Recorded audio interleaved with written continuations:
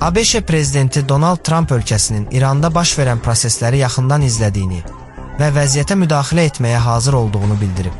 Trumpın sözlərinə görə, əgər İran hakimiyyəti dinc etirazçılara atəş açarsa, ABŞ onlara kömək edəcək. İran Xarici İşlər Nazirliyinin sözçüsü İsmail Bəqai isə Donald Trumpın bəyanatını ölkəsinin daxili işlərinə müdaxilə cəhdi adlandırıb. Bəqai Tehranın daxili məsələlərinin həllinə üçüncü ölkələrin müdaxiləsinə qətiyyən dözməyəcəyini söyləyib. Paralel olaraq isə İranda kütləvi etirazlar davam edir.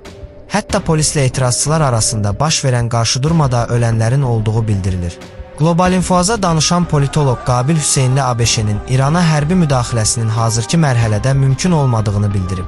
Onun sözlərinə görə, Donald Trumpın açıqlamaları daha çox xəbərdarlıq xarakteri daşıyır. Trump yaxşı bilir ki, belə bir müdaxilə əks reaksiya doğura bilər. ABŞ-nin İrana açıq müdaxiləsi nəticəsində ölkə daxilində etirazların dayanmaması da mümkündür. Daxildə aksiyalar nə qədər şiddətli olsa da, İran cəmiyyətinin xarici müdaxiləni qəbul edəcəyi inandırıcı deyil.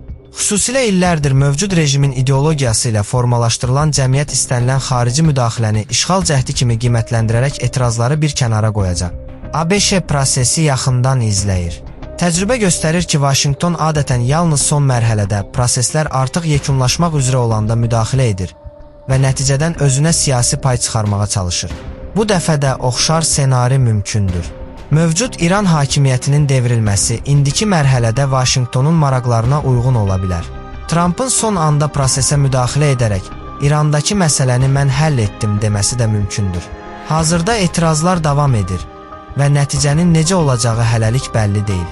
Lakin bir reallıq var ki, İranda mövcud hakimiyyətin ömrü uzun görünmür.